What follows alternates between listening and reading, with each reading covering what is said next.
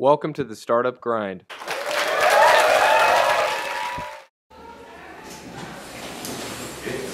So hi, I'm Ercegovic and I will be your today's host for our Startup Grind. So we are very pleased today to have with us Mrs. Kristina Ercegovic, one of Croatia's most famous entrepreneurs and also public speakers. So maybe we could start with you telling us about how did you start into going into entrepreneurship and what like the biggest challenges that you fronted at the beginning of your career. Hi, thank you for inviting me. I started entrepreneurship 13 years ago. After working 5 years in a large pharmaceutical corporation, I quit my job and I decided to follow my first passion there, mystery shopping. So I started my first agency, Ercegovic, which I sold after 10 years. In the meantime, I built up another company, dating agency for entrepreneurs from this region, which I sold within 1 year. And currently, I'm running my third company for the past 5 years, Zagreb, which in English translates to shift. And I focus on inspiring people to start their own business and to connect them through BusinessCaffe registered events. So that's in short. The other question was my challenges. Yeah. I think being an entrepreneur in Croatia is a challenge on its own. But usually I face all challenges that everyone faces. But majority of changes happen in our head. So that's the biggest thing we have to work on, our mindset. We can always blame circumstances, government, not being helpful enough, but actually everything is up to us. Great, thank you. So BusinessCaffe is one of most popular and the first entrepreneurship events here in Croatia. So can you maybe tell something more about it, how it started and what was the main purpose of it? Totally unplanned. It started totally unplanned.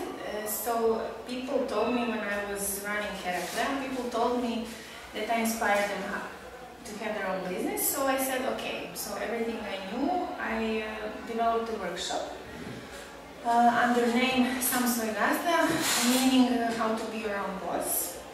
And after about 300 people joined this workshop, they started calling me, inviting me for coffee. And the day has only 24 hours, so I said, okay, this is starting to be a problem, I cannot have all these coffees. Then I ran in newspapers, I saw a data that 57% of all businesses in Croatia are made over coffee. And then I decided to start BusinessCaffe. It just came as an idea. So this is now 5th year. Our first event was attended by only 30 people, and now we have events in 5 countries every 2 months. With between 100 and 100 people attending each event. And so it's currently running in 5 ex-Yugoslavia countries. And in October we are starting in London, and hopefully by the end of the year in Singapore, and who knows where, because I started negotiating with some other countries. So BusinessCaffe develops spontaneously, and I think the energy behind it is what is keeping it going. Okay, thank you. So your first company was Ercegovic, if I'm right. So it's based on mystery shopping. So can you tell us something more about how did you get to that idea and how were you sure to go forward with pursuing it? After graduating from Economics University, I graduated marketing. I started working in Pliva because I had to. I was there, I had scholarship, and then I think my second day there I realized I'm not meant to work for someone else. And then I had to, because of all the financial circumstances, I had to stay for a while in order to avoid paying back this. And anyway, I had about 19 ideas before, the idea for Ercegovic. And how I came to this idea, previously I had scoliosis, so I had my operation when I was 26. And during recovery, I saw on television an opera show, and there was a show dedicated to strange jobs. And there was one lady who was Mr. Shopper. She said that she gets paid to shop, that she visits restaurants, stays in hotels, and shops and gets paid for all this. And I was a girl, age 26, and this was a dream job. So my first reaction was, oh, I have to do this, I have to do this. And then I went Google it, and I saw that there are free agencies. There were at the time free agencies in Croatia who had this as an offer. I called them and I said, I want to be your Mr. Shopper. How can I become one? And they all said, oh no, we actually don't do this. No one is asking for this service. It's just on the website as a possibility. And I was disappointed. But then, you know, being someone who finished economy university, and by that I mean businesswoman in a sense, I said, okay, if no one wants it, then we have to, and I want to do it, so I have to create it on my own. So I decided to quit my job, and I just had the feeling that I have to do this. There was no business plan, no calculation, nothing, just pure passion. And from the day I started my company until the day I quit, there was 8 months in between, and these 8 months I spent on analyzing all the data, preparing everything, standardizing processes, preparing questionnaires, preparing how all this will work. And that was actually the key of my success during running Herakla and my success in selling it without having to work. Because usually when you sell a company, new owner wants you to stay and work for a while. And I sold it, cash and carry. I sold it and I left 20 days after it. So you worked in Herakla for 10 years? Yes. So why did you at the end decide to sell it and to move to other business? After about 6 or 7 years, it was just not my passion anymore. I realized in between, because I invested a lot in my personal development, I realized that I'm a type of person who is more a serial entrepreneur. So what excites me is to build something from nothing, and when this becomes a steady job, then it's not a challenge anymore. So, you know, I started thinking how I'm going to sell it. And then there was a very stressful period for me, you know, because when you are selling your company, you have to double your work. On one side, you have to make your company look better, grow it, so you have to work even more. And on the other side, you spend your time in on due diligence, negotiating with potential buyers, so you know, have to double the job. And in the meantime, spending so much time on personal development, I went to one retreat in Italy, and there I realized that I want to make this as a business, you know, all these self-help, self-development retreats.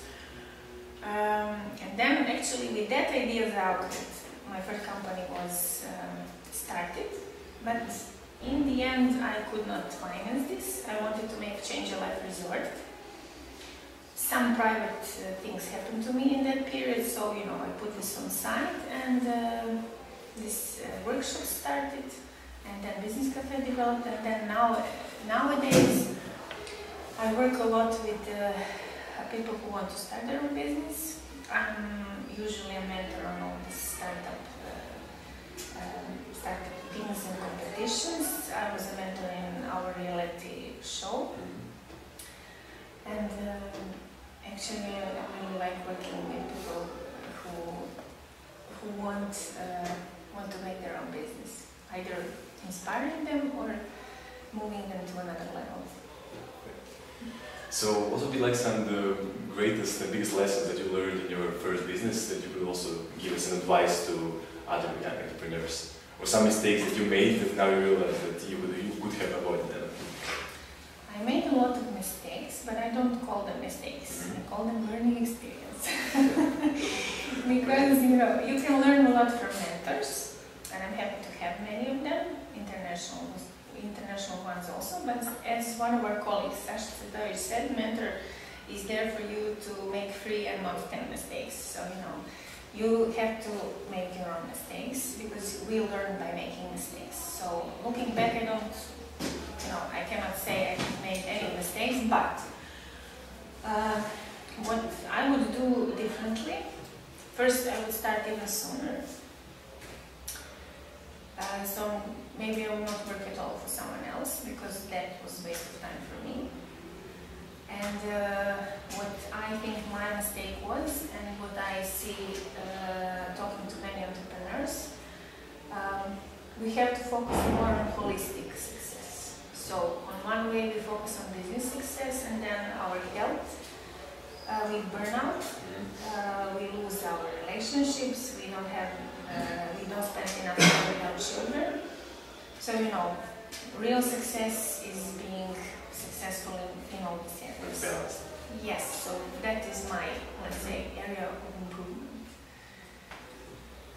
Okay, great. So after Croatia, you started your second business. Maybe you can tell us something more about that. How did you choose that area again? What get you into it? So during I delegated my colleague who today runs Ercegovic, was CEO at that time, and I spent more time with myself, reading and going on these retreats, and that's how I came up with the idea for this Change Your Life retreat, which I didn't realize up until now. We'll see about it in the future. And then somehow all these things started spontaneously, and then today my son is 6.5 years old, and then at that point, I was pregnant and finishing my MBA, so I was starting to think about some changes, and actually the idea was to start Change Your Life Resort, but then, all these things, people telling me that I inspired them to start their own business, got me actually into this other business. I was listening to other people. So what the difference between Zagreb and Heraclea is the main thing. I did everything by the book with Heraclea. Positioning, branding, everything, managing teams, everything, everything by the book, everything I learned during university and MBA and then LP and whatever I finished. And in Zagreb and some the business, all these things and projects that I run, it's more listening to myself while also listening to customers, what they want, balancing in between and letting go, going with the flow, not calculating, not making any plans, any business plans. So it's a totally different business, Listen to yourself and your... Yes, more connected to higher self. So you also work a lot as a motivational speaker, and you wrote a few books about it. So can you tell something more about those books? I wrote 3 books. In 2006 I wrote with my colleague from Sweden, Measuring Management and the Moment of Truth is the book's title, and it was the first book about mystery shopping in the world. We sold it in more than 40 countries, so it was a total hit. Because it was the first book, so everyone who was into customer service and measuring customer service, because mystery shopping is actually a tool to objectively measure customer service. And in 2009, I wrote a book with Croatian colleague Saša Petar, Tajna nestalog kupca, Shopper secret. Secret of missing shopper. So Okay. the idea is that the head of department store comes one day in his department store and he sees that all customers are gone, and why. Then we go deeper into how to sell and how to have excellent customer service. And this is my third book, which was published 1.5 years ago, How to Be Your Own Boss, where I explain everything from idea to selling the company, what is important, and we have 15 interviews with Croatian entrepreneurs, both sexes, in the wide range of age and different industries, to show that you can succeed, how the subtitle says, despite of everything and everyone. So you can succeed even here and even now. Okay. So the word startup is very popular nowadays. Yes, even I start.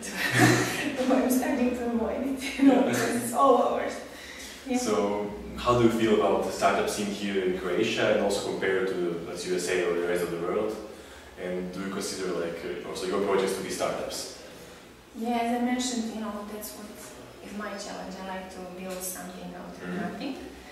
I think main competitive advantage we all have here in Croatia especially, so besides nice country and tourism and lots of water and nice area to grow food, I think that our main capital and our main asset is people.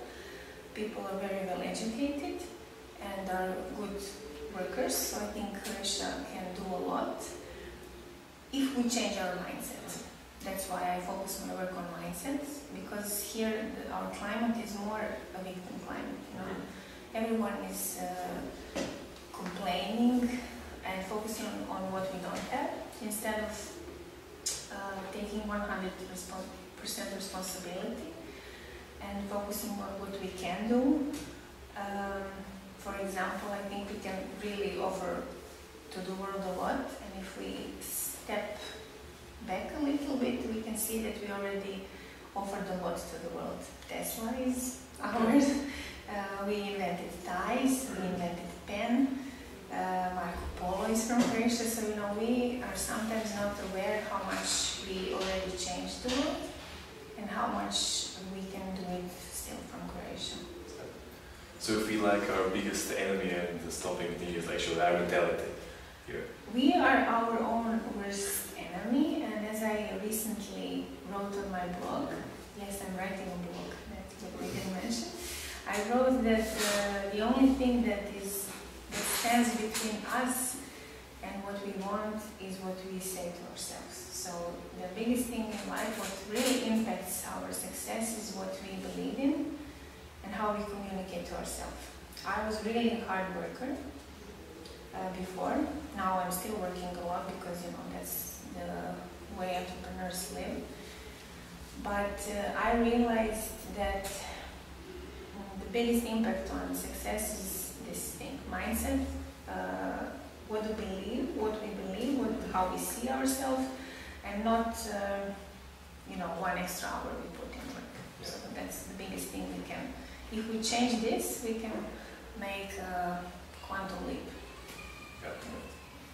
Great. So, what is the area or areas that kind of interest you most these days? And do you have any new businesses in mind? And what's taking most of your time these days? Besides my son. Well, I invest a lot in my own education still. So I think that's the best thing. You know, if you invest in yourself, in your education, that is something you always carry around. Recently, a few days ago, I was on the Awesomeness Festival organized by Mind Valley. It's an event where more than 5,000 people applied, and there were only a little bit more than 300 of us. So they choose people who attend. I was lucky to be there, and really among so many nice people. For example, there was a gentleman who works closely with Richard Branson on a new system of education of new entrepreneurs. So this type of people were there.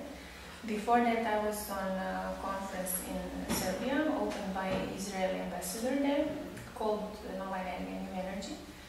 Also focusing on this region to, you know, to realize that we can do a lot in the new digital economy. Before that, I attended in March education in US, Money and You, focusing on how to change your relationship with money and how to build a business as a system, you know, out of anything, how to build a business as a system and focus on something, enter a niche, standardize it and make it big. So education, my son, and developing BusinessCaffe around the world because I want to spread it. I think it can grow. And I started writing my 4th book, but I think it will wait for a while. Okay, great. So, and also for the end, so what's some of the, let's say, like, most important advice you could give to entrepreneurs in Croatia or people who are thinking about it?